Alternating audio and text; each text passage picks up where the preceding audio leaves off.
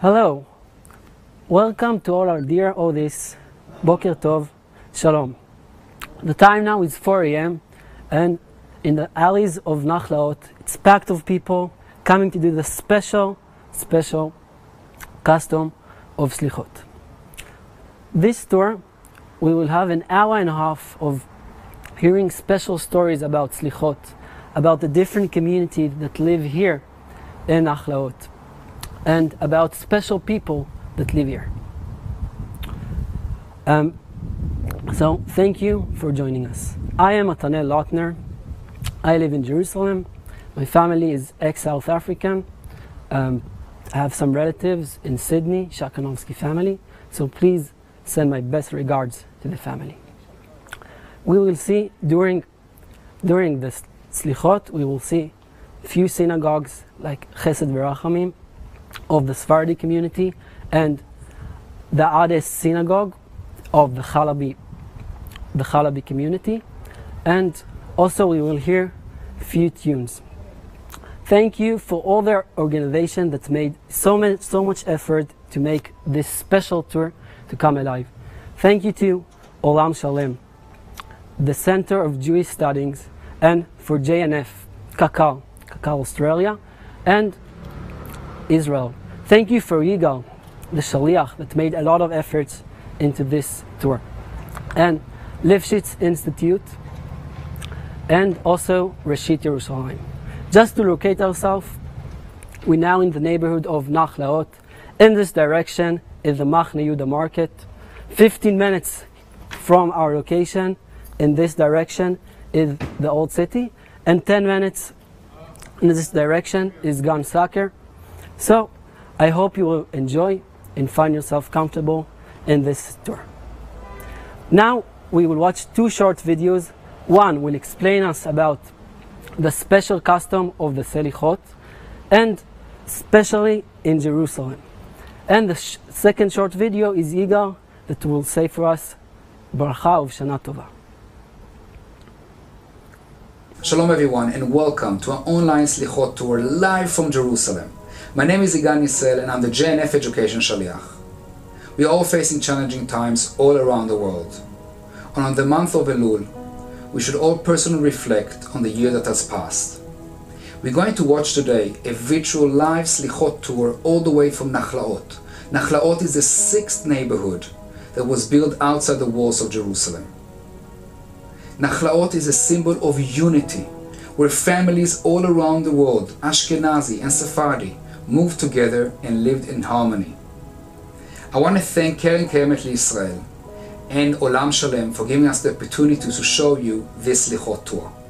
I want to take the opportunity to invite you all to our virtual gala on the 5th of October, where we're going to ask your help to raise funds for Project in Israel. Enjoy.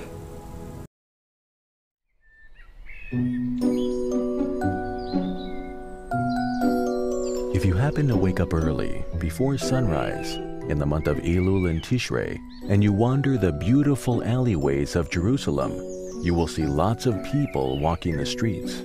Where are they going? And why so early in the morning? These are the days of slichot. Have you heard about slichot?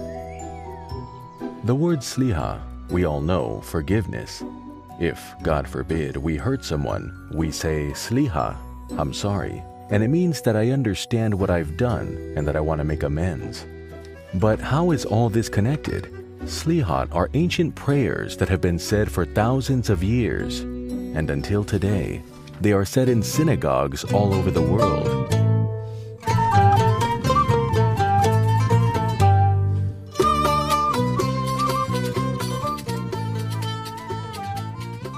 Why are they said before sunrise? According to Jewish custom, the special time between midnight and sunrise is the time when the gates of prayer are open in heaven.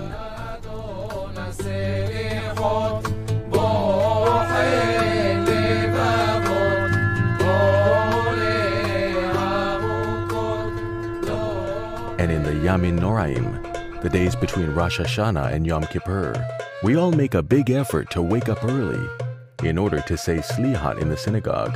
In the slichot prayers, we request forgiveness for our deeds and ask that our prayers will be accepted willingly.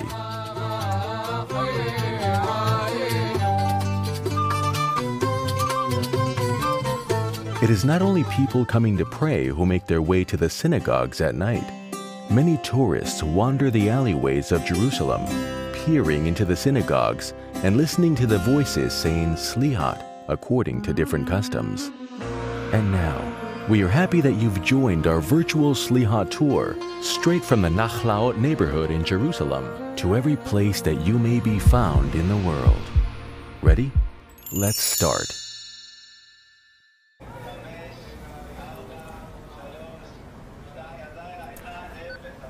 Shalom. We're now located in the neighborhood of Nachlaot. Nachlaot was established 146 years ago. It's a combination of a lot of small neighborhoods, mainly called Nachala and plural Nachlaot.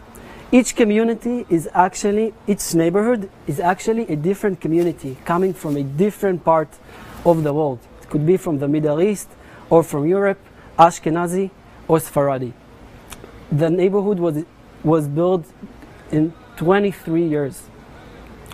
Each community observes their own way of life, has its own synagogue where they pray in the Nosach, in the original Nosach of their original country. Right after me is Bet Knesset Chesed V'Rachamim, one of 67 shuls we can find in Nachlaot. Just 2 minutes ago, they started the slichot. Every morning, the people will gather from many places to come to pray. Just imagine, for 40 days, from Rosh Chodesh Elul until Yom Kippur, people will come and pray, waking up every morning at really early times. When I talked to the Rabbi just yesterday, he told me that one of the people comes all the way from Betsala, town next to the Kinneret. He wakes up maybe at 2 a.m. to make his way to the slichot. This shul has very special arts. One of them is a kotel alley, the way the kotel was in the British period until 67, art of the 12 tribes, art of the different holidays, and etc. In this place, they pray in the Sephardi Nosach. As you can see, the shul is dedicated for few people. All of them are relatives of the Rabbi. The Rabbi told me that his family came here 100 years ago from the Muslim quarter in the old city, and one of the people here is his uncle that died at the parachute at the Tzנחan in one of the wars of Israel, and the family decided to dedicate the shul also for him.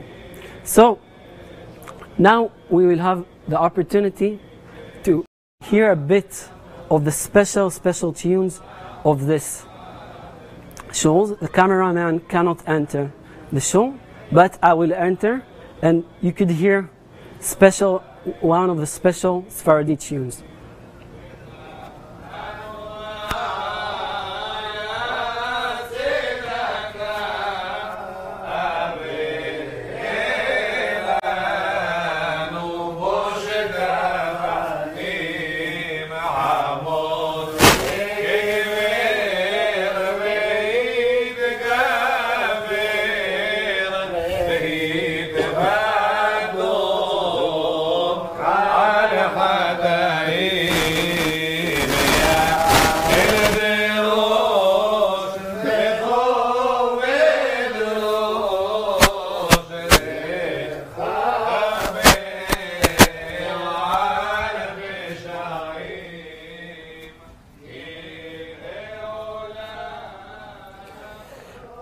This synagogue saw many days.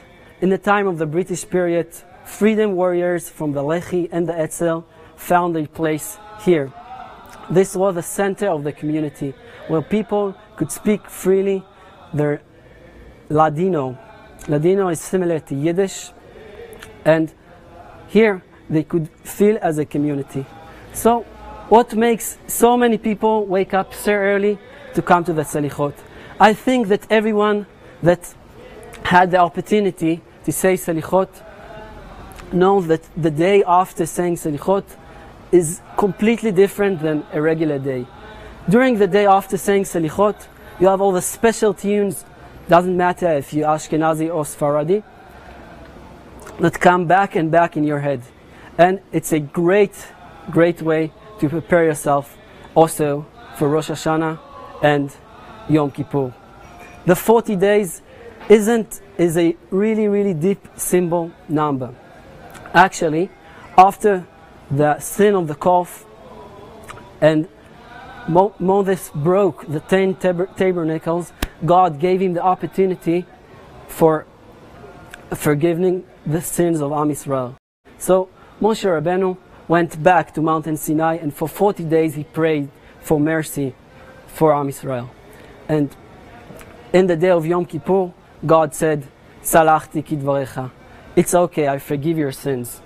So to remember that, we go, according to the Sephardi custom, we go and pray the slichot for 40 days, from the Rosh Chodesh Elul until Yom Kippur. Now we will see a special video about Rabbi Arya Levine. Rabbi Arya Levine living in this neighborhood. We will see a short video about him, and then come back to see. I will be located just next to his house, and we will tell a few stories more about him.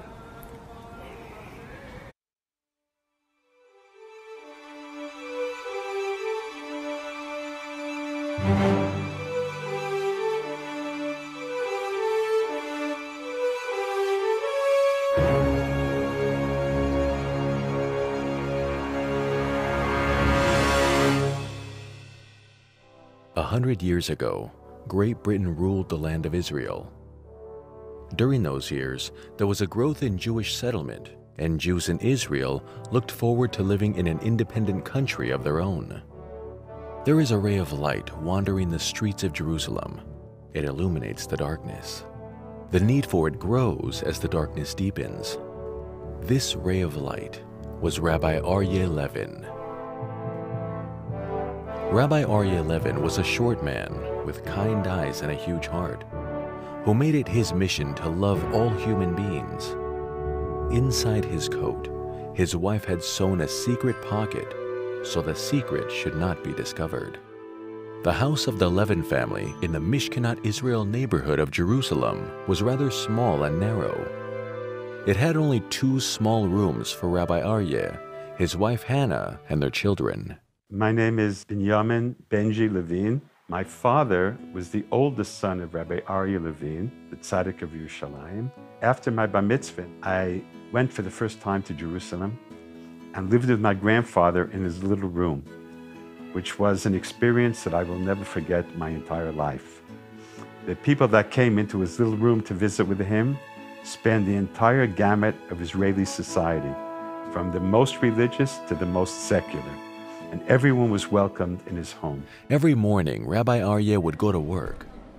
Pacing quickly on his way to Talmud, Hora Etz Haim, he would hold on to the corner of his coat with his hand, as though he were keeping a secret at bay. In the yeshiva that he worked, he was in charge of the students.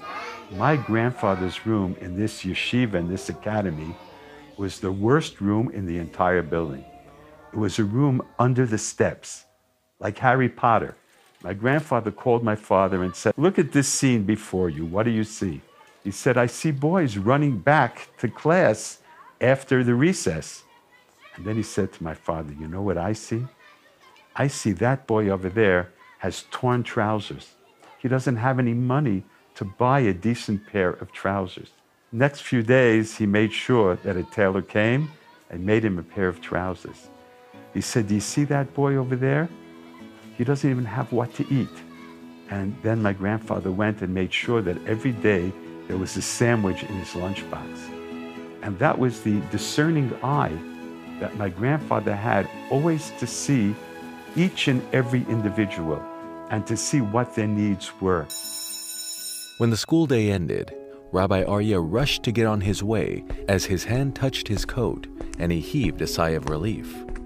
He rushed to visit the patients in the nearby hospital.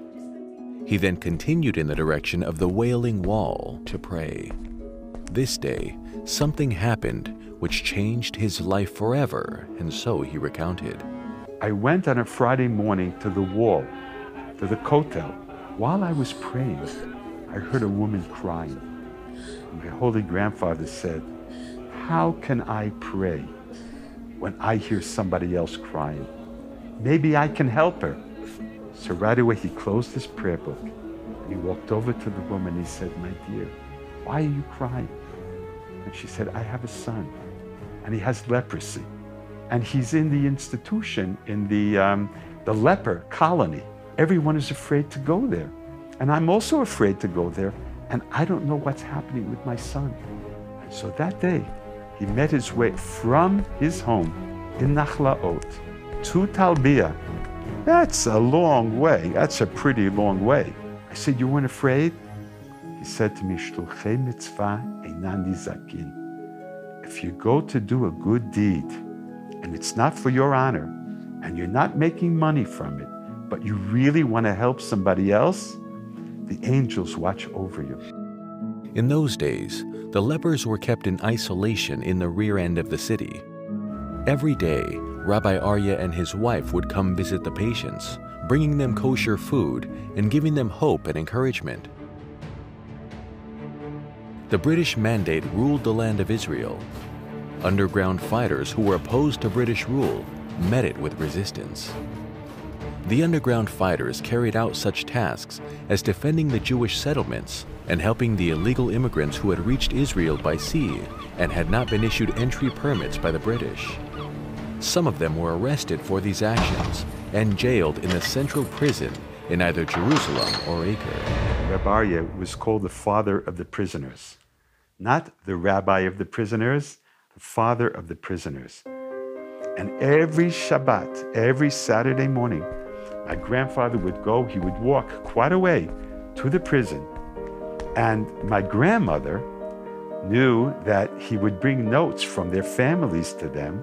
She sewed long pockets into his black coat so that he could put in all these notes that he brought to the prisoners. There was no WhatsApp. There was no email. There was no telephones. There was no way to tell another person, get in touch with another person.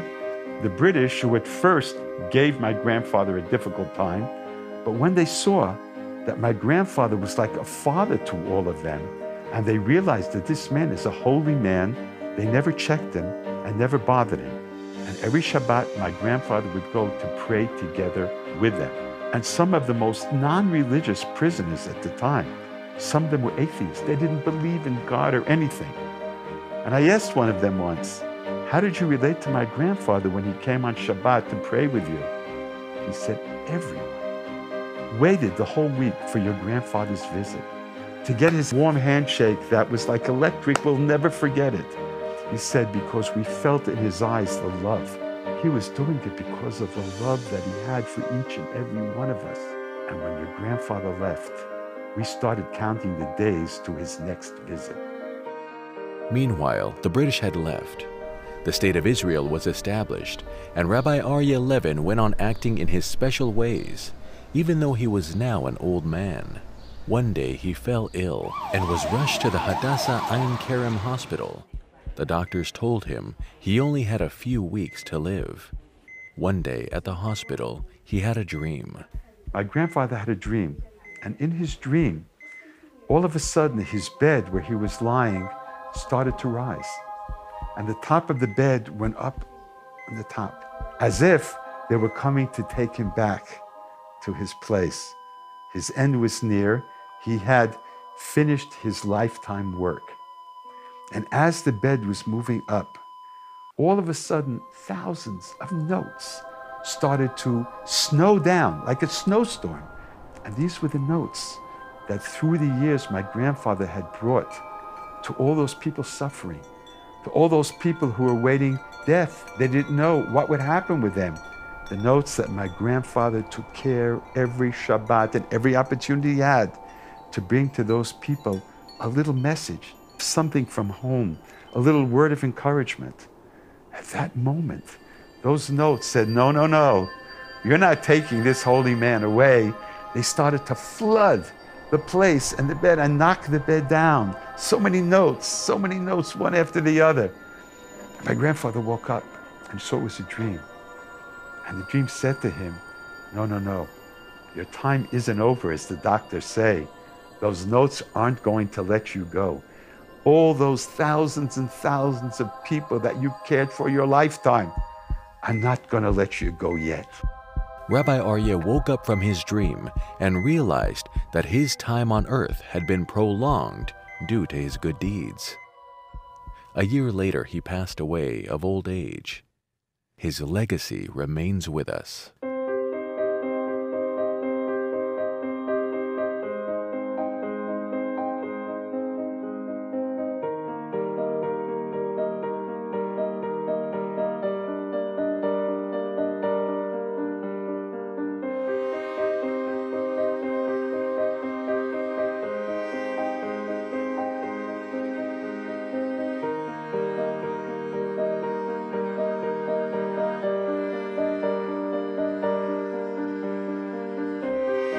This video was made by Olam Shalem that produced this video, and also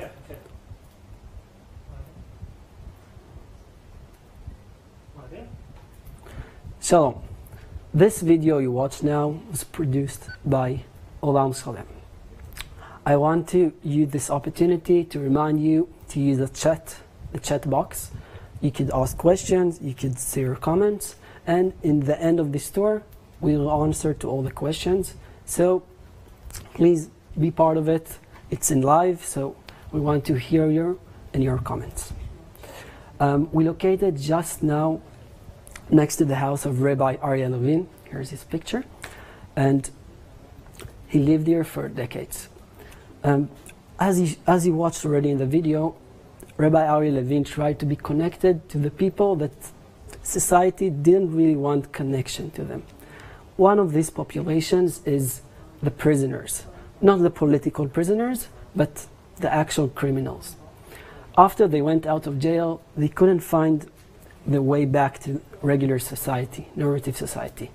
So Rabbi Arya Levine decided to open his house for these people.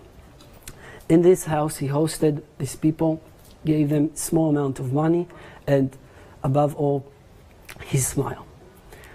They say that once upon a time, one of the criminals came to visit in the house of Rabbi Arya Levine. The hour was late, so Rabbi Arya offered him to stay to sleep. Why should you go when it's night and dark? Please stay in my house. And the guest agreed.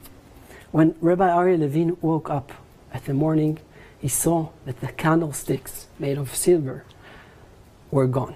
He understood that the prisoner took them with him. And in those days, there were not a lot of special items in each house, and the candlesticks were very precious. But Rabbi Arya, with tears in his eyes, went to his wife and told her, please, let's continue with the special custom. Let's continue to host people in our house. And Hashem will give us the koach, will give us the strength. There was a special connection between Rabbi Arya and his wife. They say that once upon a time, the leg of the wife of Rabbi Arya Levine hurt her. So Rabbi Arya Levine took her to the doctor, the local doctor, came to the doctor and told him, Doctor, the leg of my wife is hurting us. The doctor said, do you mean the leg of your wife hurts her? No, I mean what I said. When my wife feels pain, I also feel pain. I feel we're one body, and I cannot separate my feelings from her. So please, do your best to stop the pain we feel. After the independence of Israel in 1948, the government offered many rewards to Rabbi Arya Levine. They also offered him to move to a bigger house. The house during the years was splitted, and Rabbi Arya Levine lived in this entrance, having a room for himself and nothing more. So many people offered him to move to a comfortable house, much bigger and not in the crowded town. But Rabbi Arya Levine said, I have everything I need. I have the opportunity to do tzedakah, to do chesed to other people. I have a room for myself. I don't need more than that. And he refused to get all the special rewards. But today, this alley is called Rabbi Arya Levine Alley, in the name of Rabbi Arya, the special light of Jerusalem. Now we will walk to a nearby chatzer, a yard, called Sukkot Shalom, and we will see a special story about a man that lived there in the time of the British. As we saw in the video, Rabbi Arya Levine was called the rabbi of the prisoners, the political prisoners, the freedom fighters against the British mandate. And this neighborhood is filled with people that were fighters, freedom fighters against the British. Just to remind you, in 1917, the British conquered Jerusalem, and the British mandate starts in Israel. Now you can see the Chatzer Sukkot Shalom courtyard. Here lived few families having combination of life systems, having shared water systems. One of the people that grew up in this neighborhood is Avraham El-Kayam. In that time, the British had a lot of obligations on Jewish life. For example, they didn't allow people to bring tashmishei kedusha and benches, etc., to the kotel, and they didn't allow to blow the shofar in the Yamim Noraim, Rosh Hashanah, and Yom Kippur.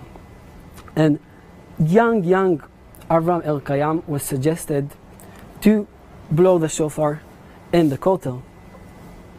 In that time, he was only 13, and the people asked him, are you ready to do this kind of act? You know, the British will see you and probably put you in jail. But Avraham El-Kayam, young Avraham El-Kayam, insists. In the day of Yom Kippur, he went toward the kotel. There he saw a British barrier, so he had to go through the roofs of the Jewish quarter and smuggle his way to the kotel.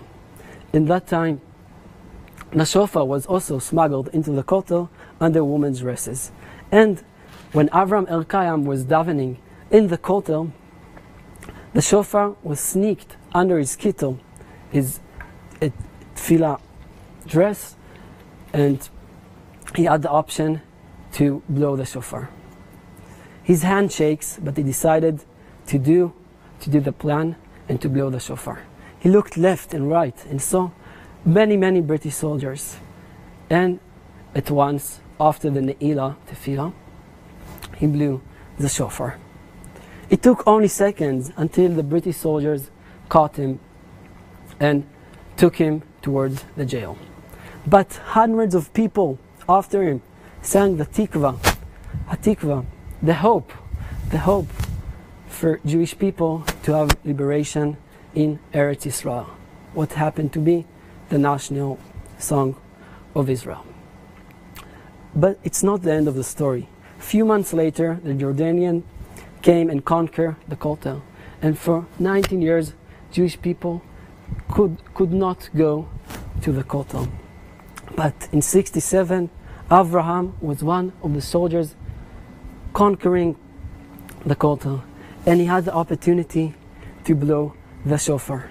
He was one of the last people to blow the shofar in 1947, and one of the first people to blow the shofar in 1967.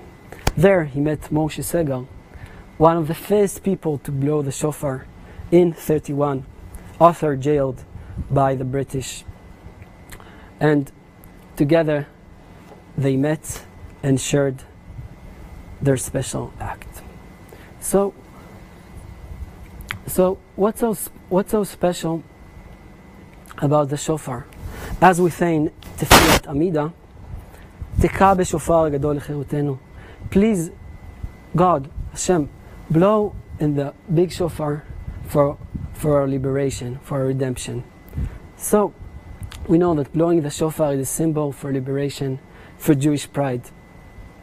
Now we will watch a short video, an interview with these two special people, Moshe Segal and Avram Elkayam, and other people that blew the shofar in the Kotel in the British period.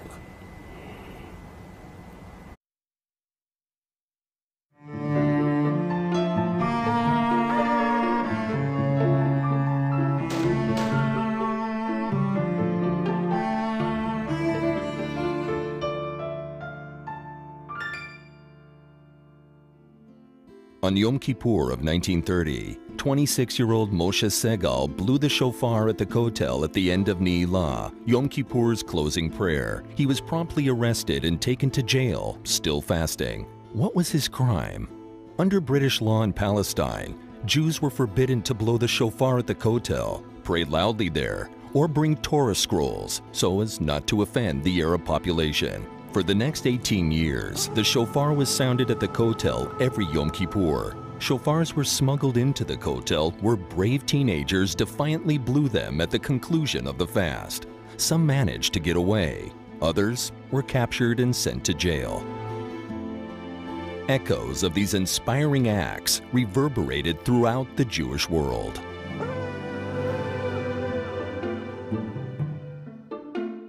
הטילו עליי עם עוד שני בחורים לתקוע בשופר ביום כיפור.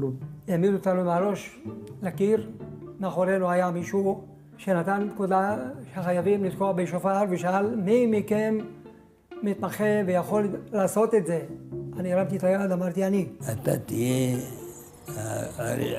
הראשי, והם במקרה ונכשלת או נתפסת שיתקעו את השופר. אז הוא אומר, מה עם ההורים? אריה, אתה תיאסר. אמרתי, אין אמא, אין אבא. הוא אומר, בסדר. שאל אותי, אתה מוכן ללכת לפעולה הזאת בכותל המערבי ולהיעצר? אמרתי לו,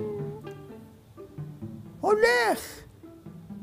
בסדר גמור, אנחנו נשבענו להקריב את חיינו לתקומת העם היהודי.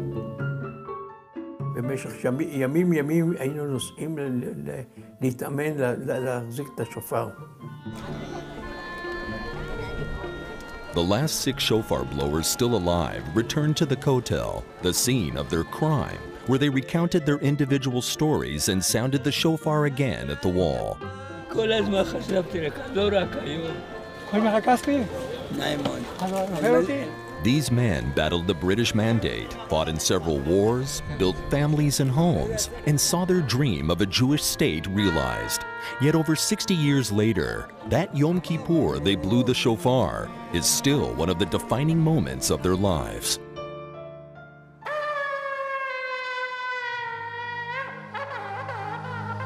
באה בחורה, באה עם ילדה, ואמרו לי שהם לוקחים אותי לכותל. איפה השופר? אצל הילדה. בדרך לעיר העתיקה יש שם שער להיכנס לרובע היהודי. הבריטים יצאו שם, אמרו אין דרך ללכת לכותל, גמרנו. לא ידענו שיסגרו את הכניסה לכותל. עברנו ממרפסת למרפסת ברובע היהודי, קפצנו מגינה לגינה. והגענו לכותל. איפה שנכנסים לכותל היה שם העמדה של המשטרה. היה המון שוטרים. הוא היה קיר גדר, ועמד שוטר, ואני זוכר את המספר שלו. היו שם בריטים גבוהים, הביאו במיוחד, שהסתכלו מעל הקהל. The British police officers did not speak Hebrew. Messages were secretly delivered to the Jews gathered at the Kotel, disguised as prayers. אני פתאום רואה שוטר חרש. אמרתי לכאן, תזהרו משוטר החרש, שהוא נמצא ביניכם. אומרים, עננו, יש לנו מרגל, עננו. עננו, כולכם תדחפו אותו, עננו. כמה דקות לפני התקיעה היית רואה שהשוטרים והצבא מתחיל לנוע בפנים, כי הם יודעים עוד דקה, 2 דקות, זה מגיע. עמד על ידי בן אדם דתי מציצית, והעביר לי את השופר, הוא כיסה את עצמו שאני לא אראה אותו, הם יתפסו אותי, שאני לא אגיד ממנו. הפעולה התבצעה בצורה כזו, 3 בחורים, מצד ימין אחד, מצד שמאל אחד, באמצע אחד. אני הייתי פה במקום הזה. והתחילו לשיר שנה הבאה בירושלים, אז לקחתי את השופר ותקעתי. ברגע שמצד ימין התחיל לתקוע, אז כל השוטרים היו רצים לכיוון ההוא, ואז צד שמאל תקע.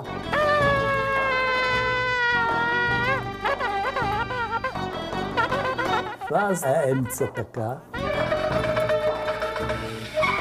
רק התחיל להוציא הפרה מהשופר, וכל הצבא וכל האנשים וכל זה התחילו לרוץ שם בכיוון שלו, ואני ראיתי כולם נוהרים לשם ודוחפים לשם.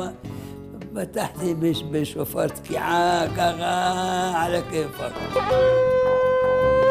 ברגע שתקענו והיה מהומה, התחילו מכות עם עלות. דחפו את כל הציבור בכוח עצום, רצו למי שתוקע בשופר.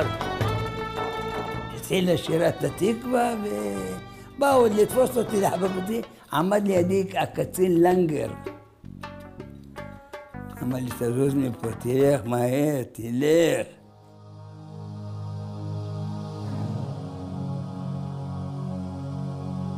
איך שזה קרה, תפסו אותי. הבלתי צעק באנגלית שתפסנו אותו. 2 שוטרים היו, צד אחד שוטר, צד שני שוטר. איפה שאנחנו התחלנו ללכת, המון אנשים אחריי. ניגש מישהו אחריי בעברית, אמר לי, אל תפחד, אנחנו נשחרר אותך. תשים לב לשירה. התחילו לשיר, נשחרר אותך, נעשה דחיפה. אתה תנסה לקפוץ, 100 אנשים אחרינו. פתאום צעקו שוס, כולם עשו איזו דחיפה ענקית עליי ועל האנגלים. רגע אחד הרגשתי שפחות מחזיק, הצלחתי להשתחרר, קפצתי. אז ברחתי במרכז העיר, חיכה לי יהודי אחד בשם משה סגל. הוא היה התוקע הראשון. תקעתי בכל הכוח שלי. כשגמרתי, שלפתי את השופר מהפה, נתתי לשוטר שהוא הקיף אותי, סבל בריטי, הוא לקח את השופר. תפס אותי, הוביל אותי עם עוד כמה אנשים ששרו התקווה לקיש. והייתי כל היום אחרי צום. כל מה שאני זוכר שם שהייתי רעב מאוד. לא חשבתי על שופר ולא על מה יעשו לי, הייתי רעב, פשוט רעב. אני סירבתי לאכול, אמרתי אני לא אוכל. אני עצום, אני אמות פה, אני לא אוכל אם אני לא הולך הביתה. בכסלו הייתי 2 ימים, אחר כך למשפט. All the shofar blowers that were captured were tried and punished under British law.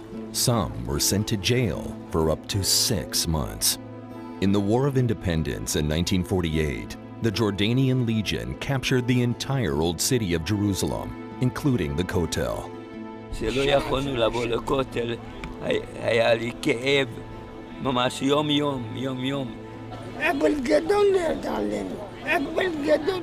For 19 years, not a single Jew stepped foot at the Kotel, not to mention blew the shofar, until it was liberated by Israel in the 6-Day War in 1967. במלחמת 6 הימים, אמרתי לחבר'ה, בואו ניכנס לכותל. עצרנו, נכנסנו לכותל, הייתי מדהים. אני רואה מישהו עם שופר, אמרתי לו, אני מבקש את השופר, תן לי רגע.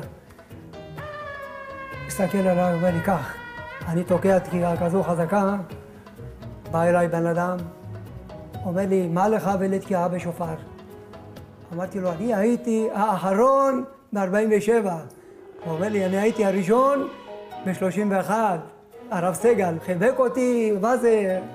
ונפרדנו לשלום.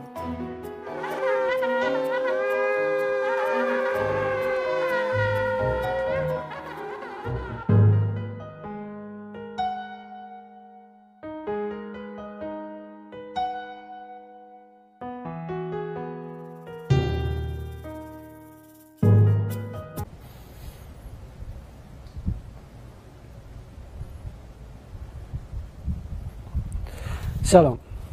I hope you enjoyed the short video about the shofarot mission. We got a question on the chat, how much time takes the slichot? So it actually depends on which nosach, Sephardi, Ashkenazi, which day, and it's approximately around 45 minutes. As I said, depends on which nosach and on which specific day. And I recommend you, again, that's your opportunity to ask questions. It could be about Nachlaot, it could be about slichot, it could be about Jerusalem.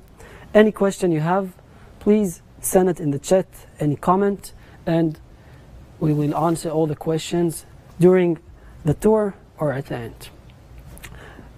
Now we are in Rand's house, Batei Rand. It's one of the neighborhoods of Nachlaot.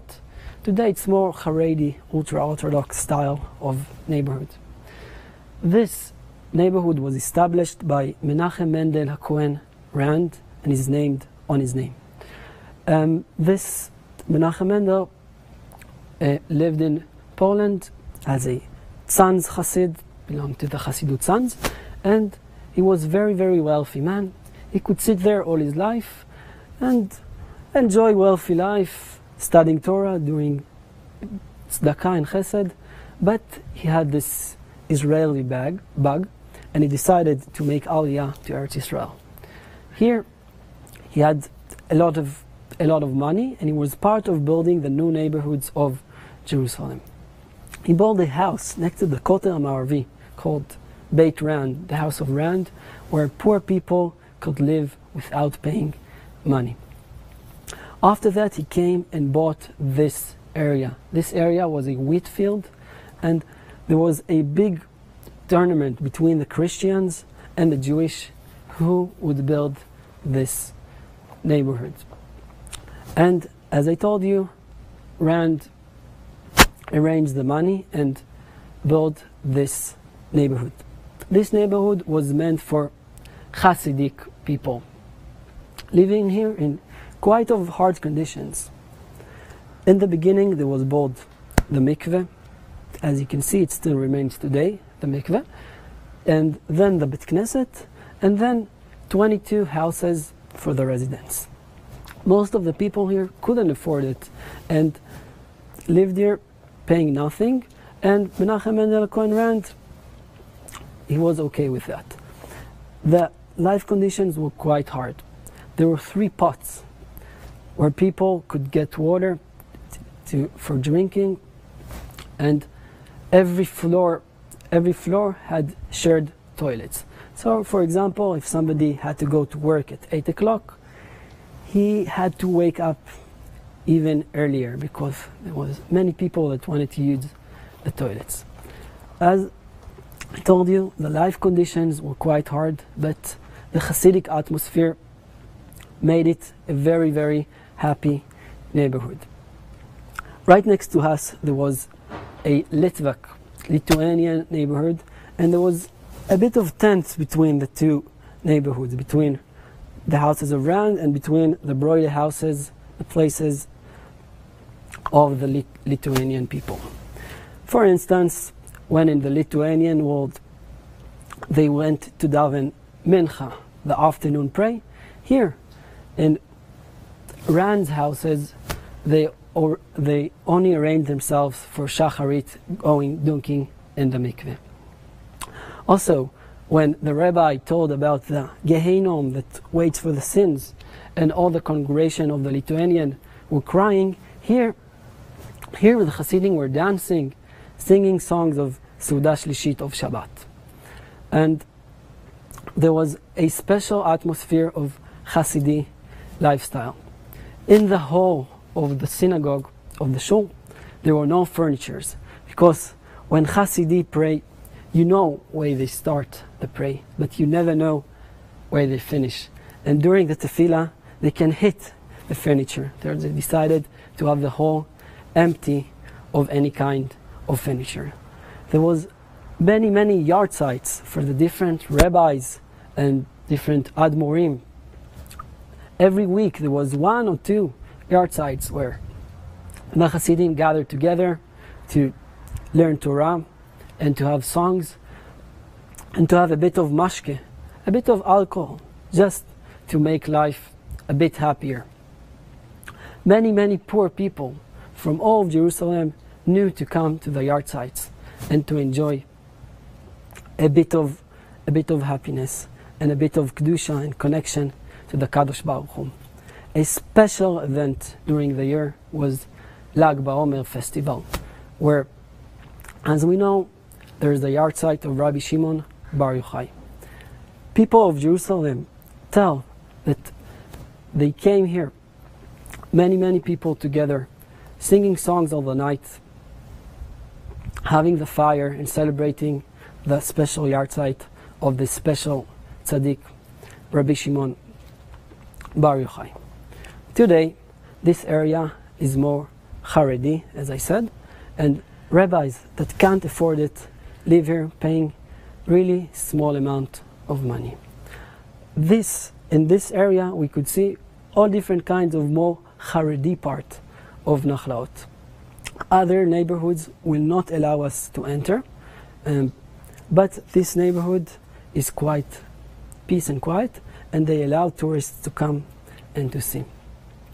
Just to say a bit about the Nachlaot today, you can find also people from the original communities, as I said, communities from the Middle East, communities from Europe, Haredi, Hasidi, Litai, Sephardi, all kinds, and many youngsters will come to live here.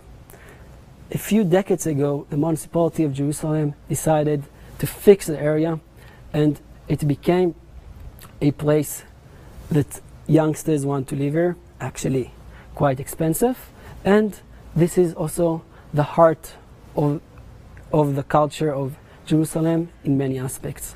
Here you could hear shiurim in Hasidut of the Baal Shem Tov. You could do yoga. You can find many other activities, and it's fascinating just to find yourself walking in the alleys of this special and marvelous place, just to try to remember all the different communities that lived here during the years. Now we will see a short video bringing the tune of Adon HaSlichot in the Sephardi custom. מה שיש בבית. נולדה החמישית, קם וברח ליפו. עד שהלך אליו שייח לוטפי ואמר לו, מה אתה רוצה מאשתך? יש אצלנו בערבית פתגם שאומר, אל ארט דומק, יעני האדמה לפניך. בתזרע פיג'ל, יעני תזרע צנון, בטלה פיג'ל. אמה בתזרע בטטה, בטלה בטטה. סליחות! אדון הסליחות, בוחן לבבות, גולה עמוקות, דובר צדקות, חטאנו לפניך, רחם עלינו.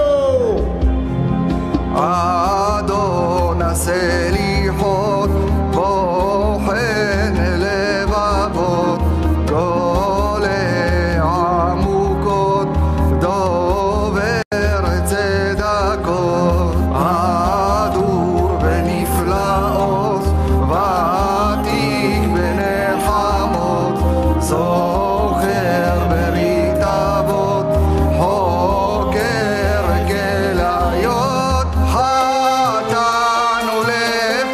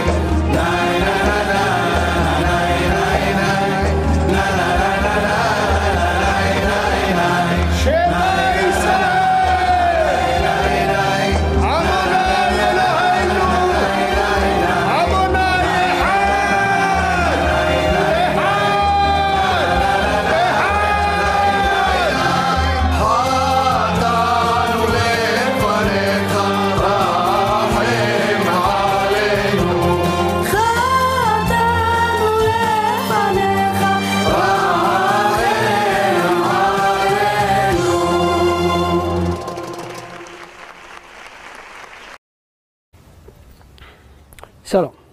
Welcome to the Oel Moshe neighborhood, one of the neighborhoods of Nachlaot.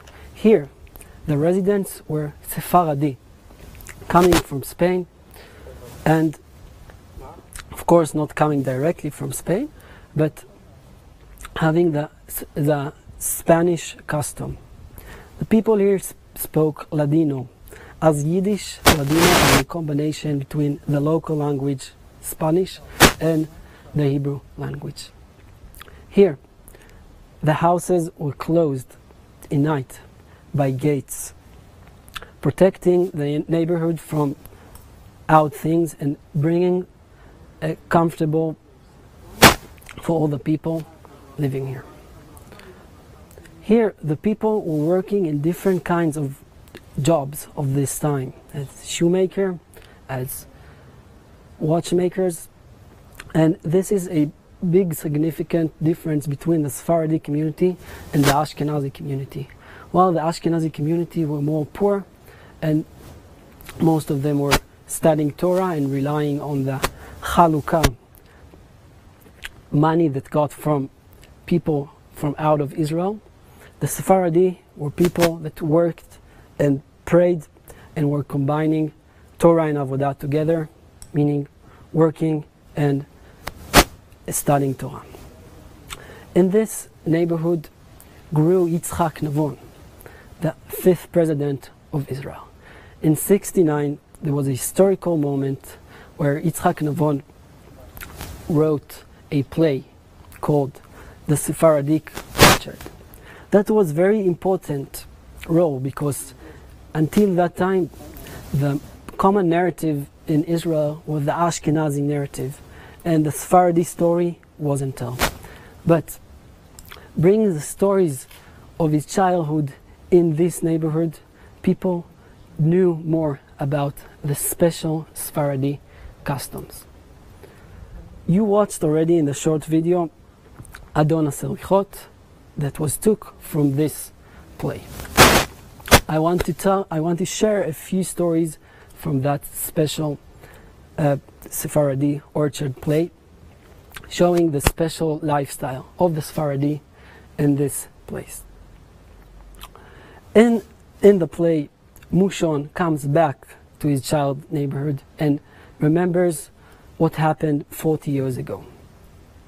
He tells that his parents were buying a grave in Mountain Olives. In that time, Jewish wanted to be buried in Mountain Olives, Har HaZeitim. That when the Mashiach will come and there will be Tichiyat HaMetim, they will be the first one to come back to life. And the father tells the mother that he bought two graves. The only problem is that one of the graves is closer to Beit HaMikdash, to Har Bayit. And who will be buried in that grave? So the answer of the mother, of his wife, is, don't worry, the first to come will get the closest grave, i.e., the first to die will get the better grave. In another story, Mushon meets Chacham ben Tzion. Chacham ben Tzion lives in the neighborhoods and dedicates his life. He wants to meet Eliyahu Hanavi, Eliyahu the prophet. The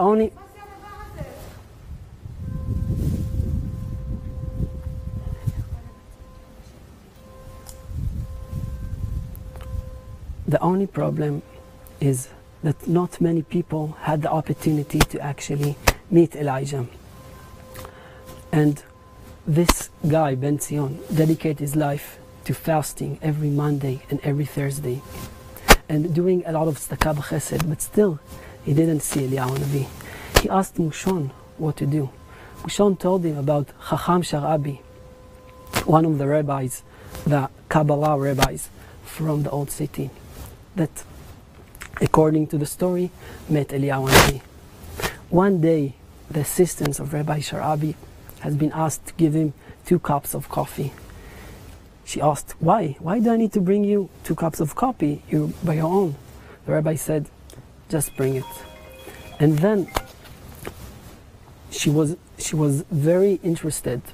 She was very curious, and she looked from the hole of the door, and there she saw two people, Rabbi ShareLive and another person that wasn't before that. She understood Rabbi ShareLive actually met right now Eliyahu Hanavi. So Mushon suggests Chacham Ben Zion to go to the grave of Chacham ShareLive and to pray that he will have the option to see Eliyahu Hanavi. Mushon asks Chacham Ben Zion, why it's so important to you to see Eliyahu Hanavi? Do you need something? You have everything here in your life.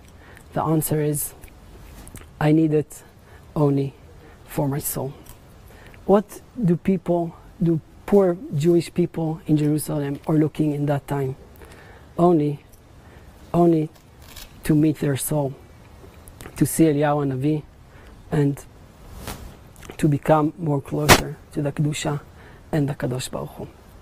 Now we will see a short video of Rabbi Benji saying Shana Tova. Who would have ever thought this time last year that we would be living through a year like this one, when we sat in Untitled Chapter and said, Mi b'magefa, who by plague? Who knows what's going to happen next? The ideas of health and happiness, of success, take on such deeper meaning as we go into this new year together as one. Rosh Hashanah, the head of the year. Why is it called a head of a year? Why not Shana Charasha, the new year, like in so many other cultures? I believe that one reason is because the head is the control center of our entire body. If we want to define any action that we take within our body, it needs to first be decided upon within our head. And that is the period with which we find ourselves. We need to think, contemplate, introspect about the people we want to become, about the actions we want to take. And usually it's with so many other people around, with a fanfare of celebratory meals, of packed synagogues. This year, in the quiet of our own home, the nucleus family, with ourselves, to listen to the Kol Dmama Daka, the still voice of our conscience, to listen to the call of the shofar, and to consider how we're going to be different people. Let's make the next year the most meaningful one we possibly can, because we can't control what's going to happen out there, but we can control what's going to happen in here. Shana Tova u'Mituka.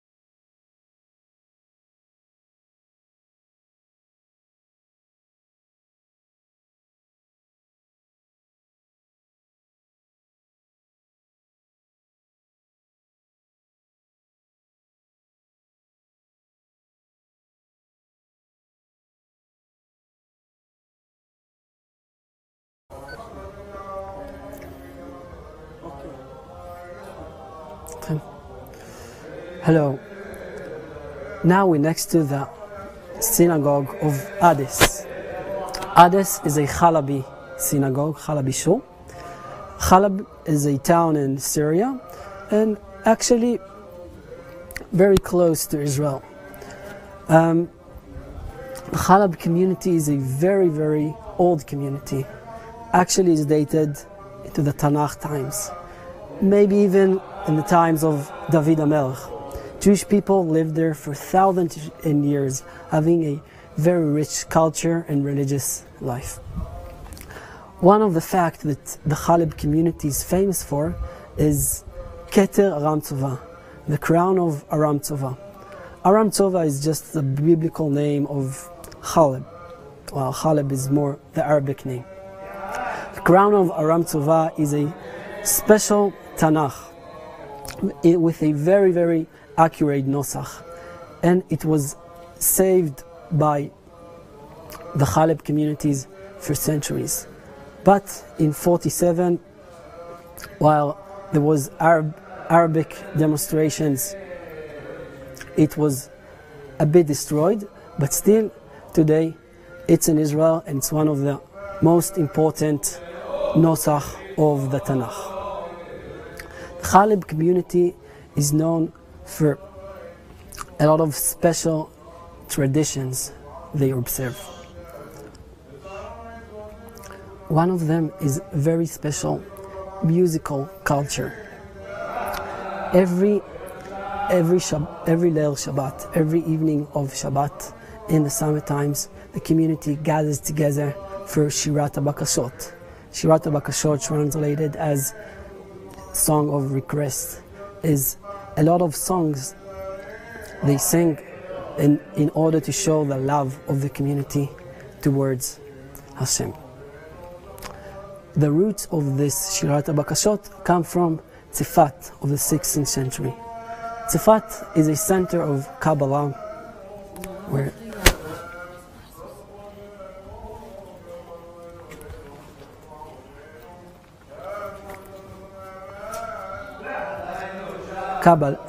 Tzfat is known as the place where Rabbi Yosef Karo wrote Shulchan Aruch, and the Arizal had a lot of his Kabbalah.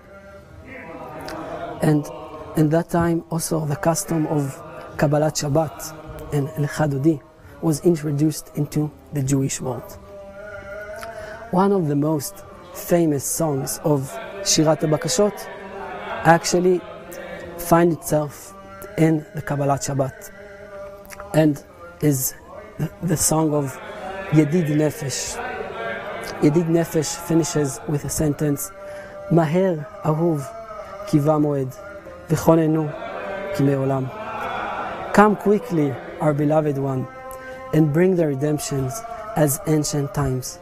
As we see, Shirat HaBakashot connects between the past, the future, and the present. Other special custom of this community is having every Shabbat different musical scale.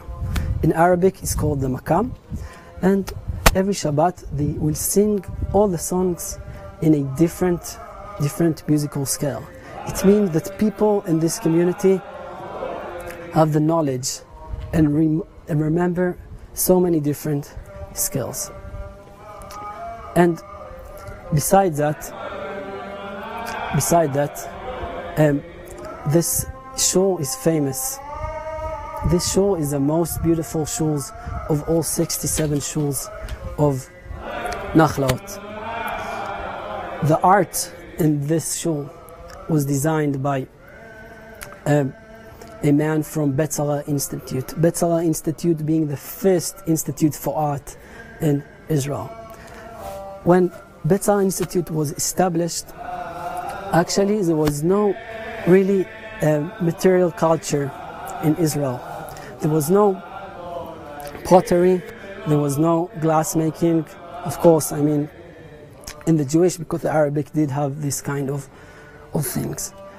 And Betsala wanted really to have the opportunity to have this kind of Jewish Israeli style. So they had to go to their religious roots.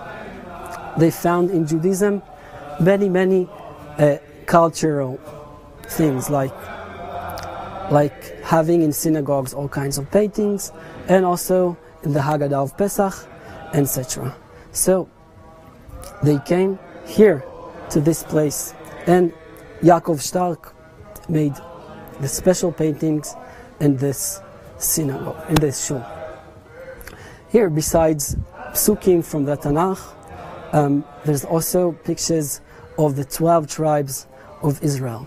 Every tribe having its different symbol that, according to the Midrash, was on the flag of that tribe. One of the special stories about it is about the symbol of Dan that actually doesn't appear.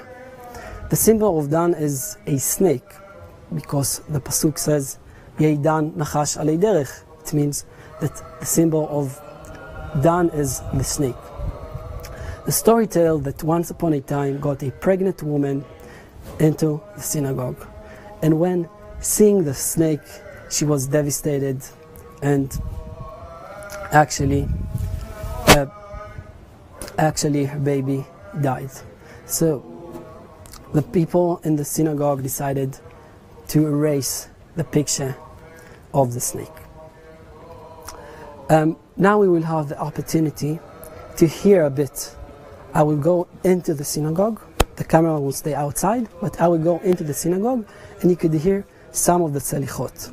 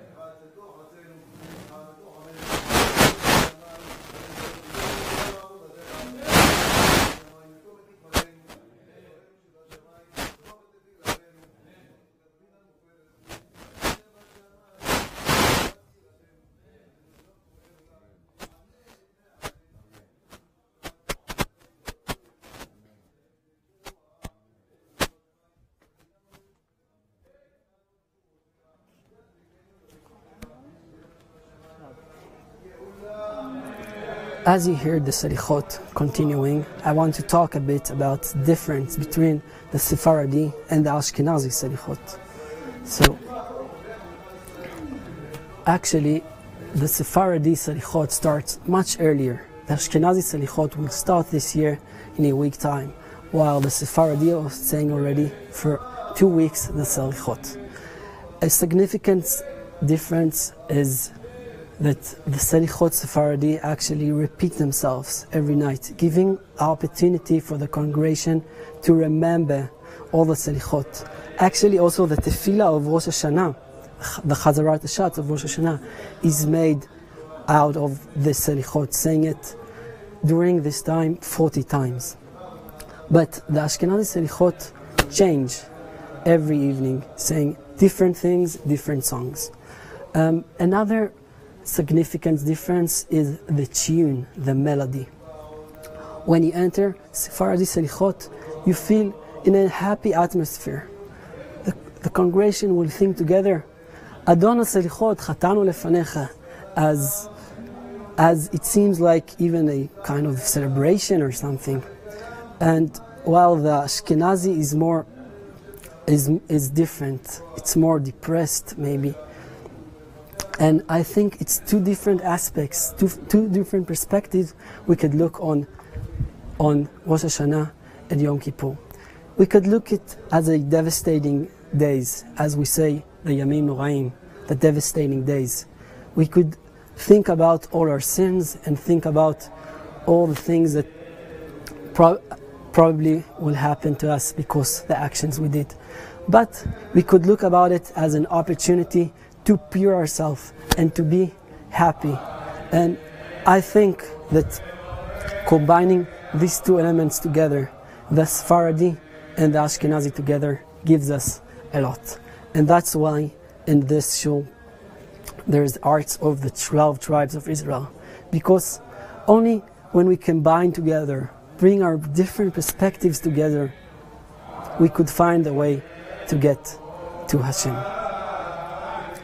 So now we will continue and we'll have the opportunity to answer your questions.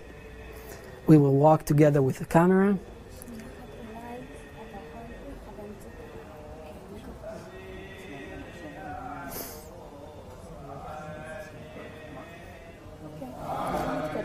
להיכנס שוב.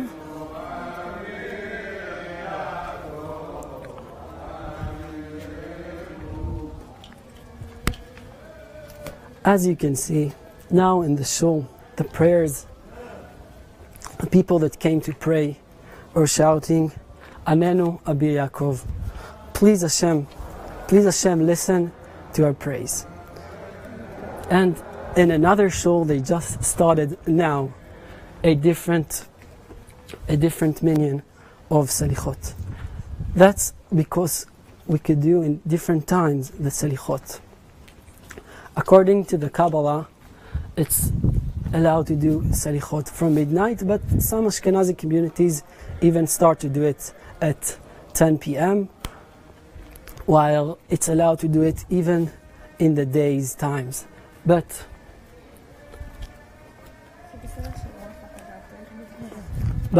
in the night's time, it's the best. The reason is that from the darkest time, we can find the light. And doing the slichot in the night time is a best way to pure our actions.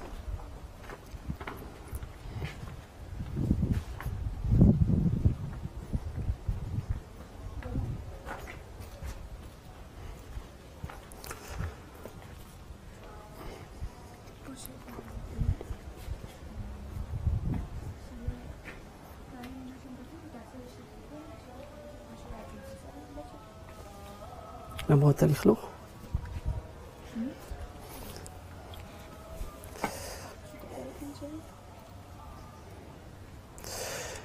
Okay, so let's see the questions. How long is the slichot tefillah? As I said, it depends which community, but it's around 45 minutes.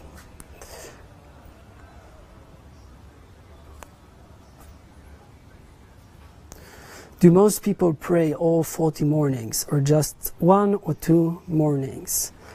Actually, the Ashkenazi communities start only in 1 week time, so it leaves them only around 15 days, 50 times to say slichot.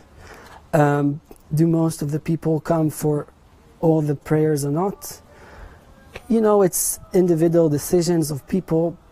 And there are people that do the effort to wake up every morning. Other people, as I said, do it during the afternoon or the morning's time, and then it's easier to combine between that and working, etc. But it's hard to say sharp things about it.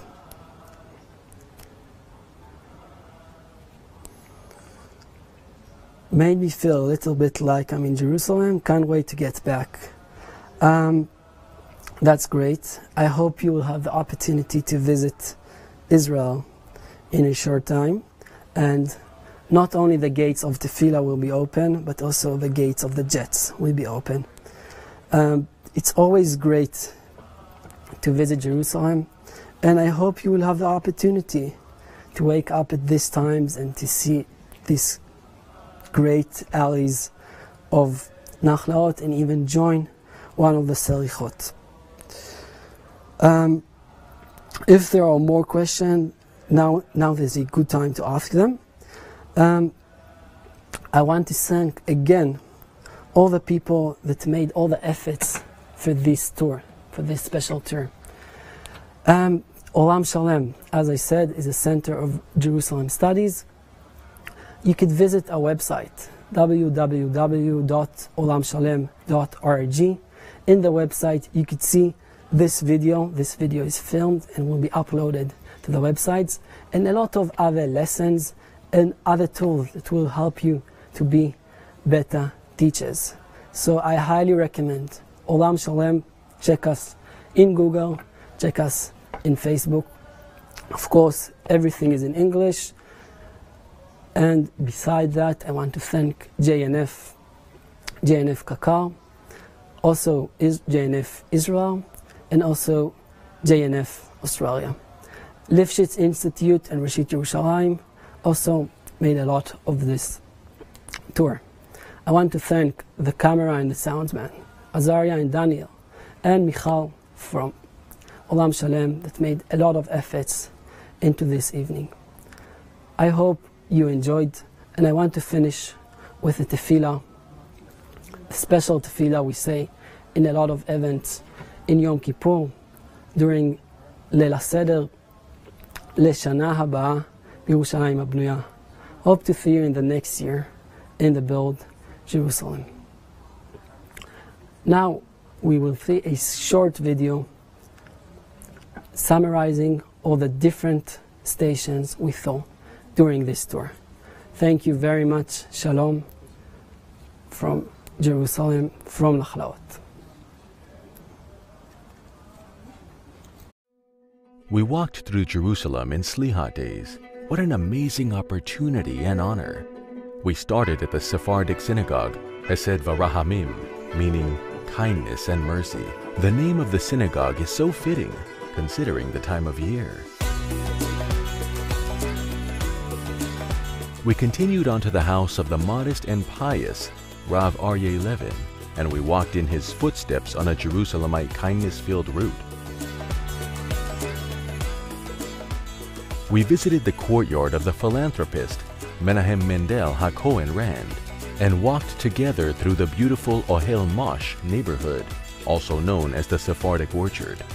We learned about the Shofar Rebellion and the inspiring story of Avraham Elkayam, who grew up in the Sukkot Shalom neighborhood. We peeked into the ancient Adez Synagogue with its Aron Kodesh that came all the way from Syria. The decorations and the tunes that spill out of the synagogue are famous around the world and attract visitors all year round. And how could we not? We heard the famous, well-known, and well-loved Adon HaSlihat liturgical poem in which we request from God to forgive us. Jerusalem tells the story of all the different ethnic groups who realized their dreams many years ago and built their homes in Jerusalem. Memories of the prayers that came from Morocco, Syria, Spain, Russia, and Yemen remain with us until this very day. May it be that our prayers will be fulfilled wherever we may be in the world. Shana Tova and regards from Jerusalem.